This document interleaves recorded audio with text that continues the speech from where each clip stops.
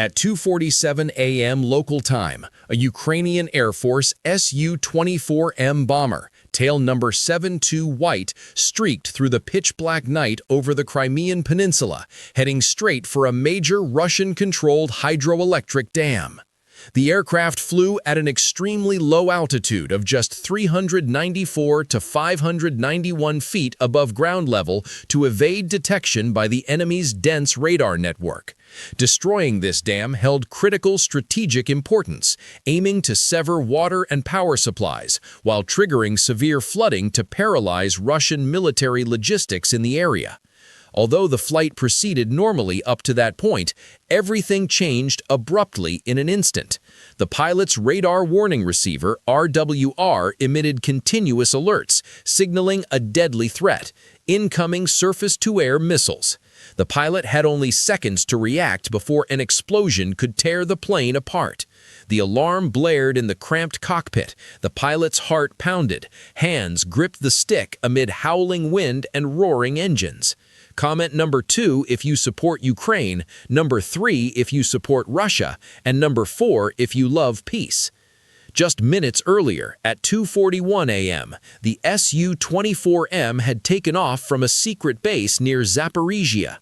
This third-generation tactical bomber, designed in the Soviet era but significantly upgraded by Ukraine, featured advanced electronic countermeasures and the L-112 radar warning equipment. With a thrust-to-weight ratio of 0.88, the Su-24M could maintain high speeds even at maximum load, reaching up to 652 miles per hour at low altitude. Its maximum range extended 864 miles with full payload, powered by AL-21F3 engines, delivering 24,729 pounds force of thrust each. Its strengths lay in low-level flight below radar coverage and integrated defenses, including APP-50 infrared flares to counter heat-seeking missiles.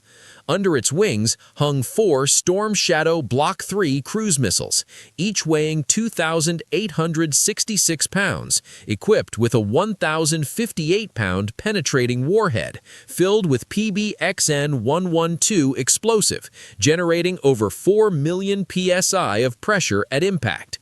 The Storm Shadow employed dual navigation, military GPS combined with inertial, ensuring accuracy with a circular error probable of just 6.6 feet even in heavy electronic jamming. With a 348-mile range and the ability to fly below 164 feet, this missile proved nearly uninterceptable once launched. By 2:45 a.m., the Su-24M reached its release point 26 miles from the dam. Speed climbed to 572 miles per hour. The pilot activated full-power ECM, emitting false signals to distort Russian radar images, making it hard to distinguish the real target amid ghost echoes. However, the cockpit RWR still detected a target lock from an S-400 battery 37 miles to the east. The S-400 Triumph, with its 91N6E radar detecting targets out to 373 miles, fired 48 N6DM missiles with a 155-mile range. The pilot immediately shoved the stick, executing a sharp 5G turn, dropping altitude to 328 feet, using low ridgelines for radar masking. The G-forces pressed the pilot's body into the seat. Vision blurred momentarily. Sweat poured under the oxygen mask. Just seconds later, at 2:46:30 a.m., the RWR screamed intensely. 2 48 N6 missiles from the S-400 had launched. At Mach 4 speed, they would close in under 25 seconds. The pilot rolled the aircraft 90 degrees left and dove into a narrow valley. At 328 feet, water sprayed under the wings as the plane skimmed a small river. The ECM kept jamming, blinding the missile's seekers. But the S-400 battery persisted, firing a third missile, predicting the Su-24M's path from ground radar data. The 48N6, weighing 3,968 pounds with a 397-pound warhead, followed a semi-ballistic trajectory to optimize range. The first missile plunged from 19,685 feet in a ballistic arc, but due to ECM jamming and terrain masking, Russian radar tracking quality dropped below 20%. The missile's seeker failed to lock and detonated harmlessly 1,640 feet behind the Su-24M. The second and third missiles met the same fate, their seekers scanning empty airspace where the aircraft should have been. Meanwhile, the pilot leveraged the Su-24M's speed and low-level agility to maintain energy through sharp turns, avoiding loss of control for even a second. Missile explosions echoed like thunder. Black smoke spread, but the Su-24M hurtled through the darkness. At 2:47:02 a.m., the Su-24M hit the ideal release position. The pilot initiated the launch sequence, 4 Storm Shadow Block 3 missiles detaching sequentially from underwing pylons. After release, the pilot immediately reversed course, firewalling the throttles to escape the danger zone. The Storm Shadow missiles began autonomous flights to the target without further mother aircraft support, hugging terrain at 98 to 131 feet to hide from ground radars. Each missile measured 16.7 feet long with a 9.8-foot wingspan, propelled by a TRI-60-30 turbojet engine. After launch, the 4 Storm Shadow missiles split into 2 pairs, each following divergent paths to evade interception. Inertial navigation combined with military GPS allowed the missiles to hold accuracy even under GPS jamming.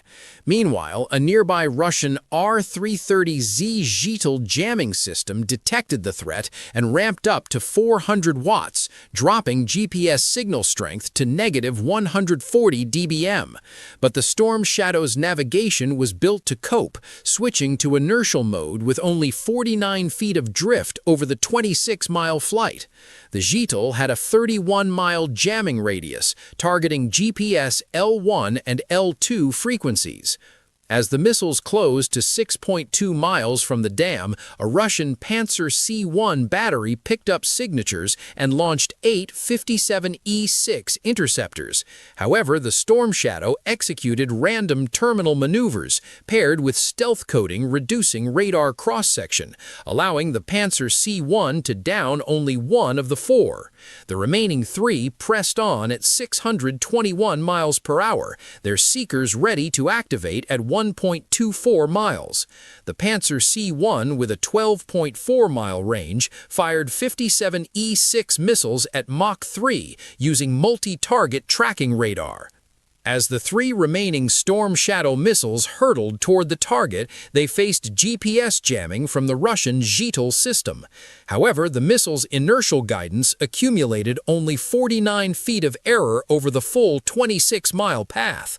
Approaching the target, they entered final dive phases at 70-degree impact angles, velocity ramping from 497 to 621 miles per hour, optimizing penetration.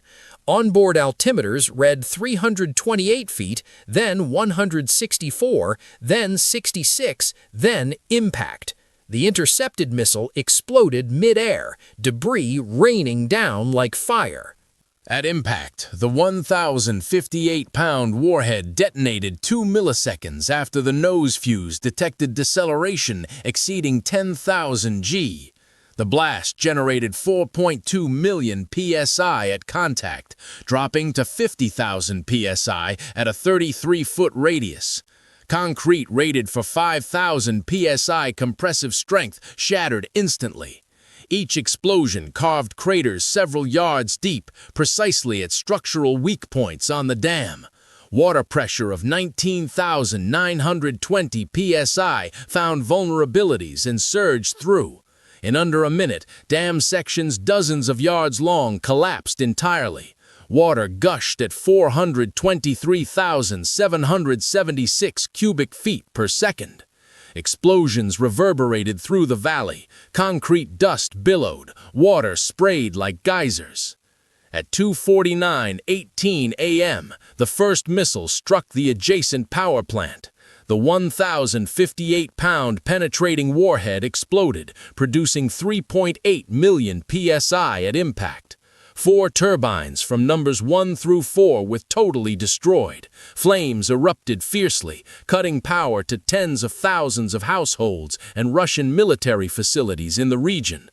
Blast fragments spread over a 164-foot radius, severely damaging support structures. Electrical arcs flashed, black smoke roiled, distant alarms wailed. Just 23 seconds later, at 2:49:41 a.m., the second missile slammed into the dam's left abutment. The explosion gouged a 157-foot wide, 20-foot deep breach, critically weakening load-bearing elements. Water pressure of 17,060 psi immediately assaulted the damaged area, cracks propagating along the dam body. Water began leaking through the breach at accelerating rates, signaling impending disaster. Torrents poured through fissures, concrete cracking like thunder. At 2:49:59 a.m., the third missile hit mid-dam, obliterating a 171-foot section. The blast created a 16-foot deep crater, pulverizing 4,500 psi rated concrete. Unrestrained water pressure tore at construction joints. Large concrete chunks washed away, leaving a massive gap in the dam body, where water cascaded like a tsunami. Waves rose 16 feet high, carrying soil and debris. Less than 13 seconds after, at 2:50:12 a.m., the fourth missile pierced the dam's upper section, collapsing another 148-foot span. This final blast delivered the killing blow, shattering the dam's structural integrity. The entire body began failing in a domino effect, unable to withstand the immense upstream water pressure. Within the next 26 seconds, at 2:50:38 a.m., the whole dam crumbled, water surging out at a terrifying 92 feet per second. The structure shuddered, sections caved in, water roared like a waterfall. From 2:51 a.m. to 3:15 a.m., water levels rose 26 to 33 feet, forming a massive flood inundating 239 square miles around. The left bank suffered the heaviest damage, with about 75% fully submerged. Villages, infrastructure, and Russian military bases in the area were swept away or severely impaired. Over 55 people were reported killed in the flood, and more than 170,000 evacuated urgently. Russian tanks overturned, bridges collapsed, civilians fled in chaos through the night. Another severe consequence saw the North Crimean Canal, the peninsula's main water supply, run completely dry within 5 hours of the dam's breach. This triggered a clean water crisis and directly hampered Russian military operations in the region. Power was severed, supply lines disrupted, and numerous Russian strategic positions isolated by flooding. The Su-24M's mission achieved its key strategic objective, granting Ukraine a major battlefield advantage. Russian forces withdrew from 3 critical positions, losing 15% of strategic water resources. Meanwhile, after missile release, the Su-24M pilot continued low-level flight to dodge enemy radars. A Russian A-50 airborne early warning aircraft caught a fleeting signature of the plane, but ECM and terrain masking prevented a solid lock. The pilot maxed throttles, hitting 652 miles per hour, and followed a complex path through valleys back to base. A Russian Su-30SM was scrambled to pursue, but with the distance and limited fuel, the Russian pilot had to abort. Though lacking the maneuverability of newer fighters, the Su-24M survived through high speed and robust electronic countermeasures. If chased by heat-seeking missiles, the pilot could deploy APP-50 flares to decoy enemy seekers. The L-112 radar warning system continuously analyzed Russian radar pulse repetition frequencies and signal strengths, pinpointing threats and enabling timely responses.